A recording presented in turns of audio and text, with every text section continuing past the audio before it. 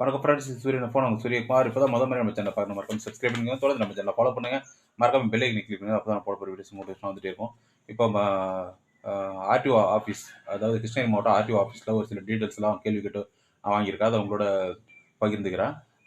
அந்த details question எல்லாம் என்னன்னு சொல்லிட்டு நான் சொல்லிட்டு அதுக்கு என்ன ஆன்சர் கொடுத்துருக்காங்கன்னு சொல்கிறேன் பாருங்கள். ஃபர்ஸ்ட் வந்து கடந்த ஆண்டை விட இந்த ஆண்டு விபத்து மரணங்கள் குறைந்துள்ளதான்னு கேட்டிருக்கேன். அதுக்கு வந்து கடந்த ஆண்டை விட இந்த வருடம் வந்து விபத்து மரணங்கள் குறையவில்லைன்னு சொல்லியிருக்காங்க. அது முதல் கொஸ்டின். 2வது கொஸ்டின் பார்த்தீங்கன்னா, நம்மை காக்கும் ஞாபக திட்டத்தை பயன்படுத்துகிறார்களா? அல்லது காப்பீடு திட்டத்தை பயன்படுத்தி விபத்து ஏற்படுறவங்க பயன்பெறுறாங்களா? அப்படின்னு சொல்லி கேட்டிருக்கேன். அதுக்கு வந்து என்ன சொல்லியிருக்காங்கன்னா, எப்படின்னா மருத்துவத் துறையை சார்ந்தது. எனவே நகல் மனு மருத்துவத்துறைக்கு அனுப்பப்படுகிறது. அதுக்கு பதில் கொடுக்கப்படும் சொல்லியிருக்காங்க.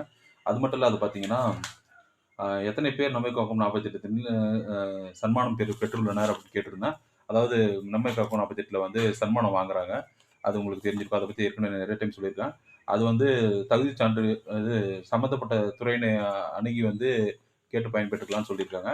அது மட்டும் இல்லாத பள்ளி, கல்லூரி மாணவர்கள் வாகனங்களில் ஸ்பீட் கவர்னர் பொருத்தப்பட்டுள்ளதா அப்படின்னு கேட்டிருக்காங்க.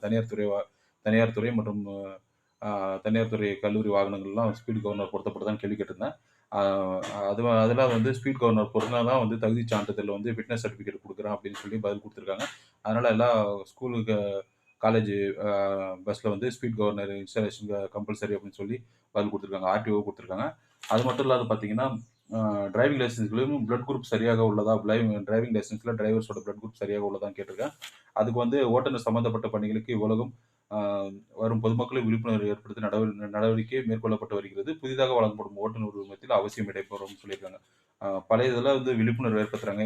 மாறி இருந்தா சேஞ்ச் பண்ணிக்கிறதுக்கு புதுசாக வரதுல கொடுக்குறோம் அப்படின்னு சொல்லியிருக்காங்க. அது மட்டும் இல்லாது பார்த்தீங்கன்னா, டிஜிலாக்கர் ஆப் எத்தனை பேர் பயன்படுத்துறாங்க? அதை பத்தி விழிப்புணர்வு பண்ணியிருக்காங்கன்னு கேள்வி கேட்டிருந்தேன்.